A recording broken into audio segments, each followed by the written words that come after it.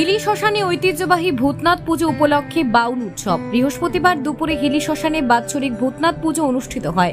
ভূতনাথ পুজো শেষে 5 দিনের বহিরাগত শিল্পীদের উপস্থিতিতে বাউল অনুষ্ঠান শুরু হয়। প্রত্যেক বছরের মতো এবছরও ভূতনাথ পুজো বাউল উপলক্ষে 5 দিনের মেলা বসেছে শ্মশান চত্বরে। ওই অনুষ্ঠানকে কেন্দ্র করে মেতে উঠেছে হিলিবাসী।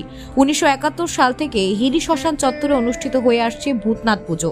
এই পুজোকে ঘিরে আয়োজিত হয়ে আসছে বিরাট বাউল অনুষ্ঠান। ভূতনাথ পুজো বাউল অনুষ্ঠানকে কেন্দ্র করে বসে মেলা।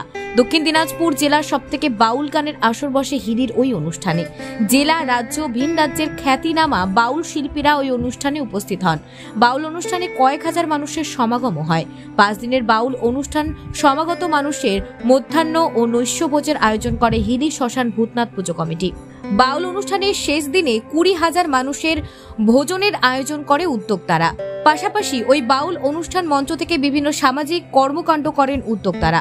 সব মিলিয়ে হিলি শ্মশানে দীর্ঘদিনের বাউল অনুষ্ঠান আজ উৎসবে পরিণত হয়েছে।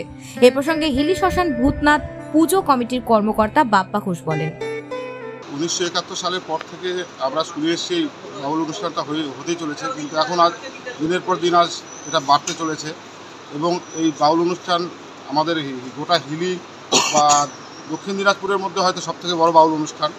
এবং এই অনুষ্ঠানে আমরা এই বাউল অনুষ্ঠানের মধ্যে দিয়ে প্রত্যেক দিন দুবেলা মোটামুটি 3 থেকে 3.5 হাজার লোক প্রত্যেক দিন এখানে খাওয়া দাওয়া করে।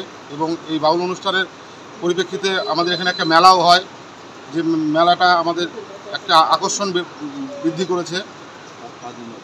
এবং 5 দিন ব্যাপী এই বাউল অনুষ্ঠানটা এখানে হবে। বাহিরগত শিল্পী দ্বারা এই বাউল অনুষ্ঠানটা হয় এবং বাহিরের সব খ্যাতনামা শিল্পীরা এখানে বাউল অনুষ্ঠান করে গেছে এবং করে যাচ্ছে এবং যাবে। হিলি থেকে বিশেষ প্রতিবেদন, নিউজ টুডে।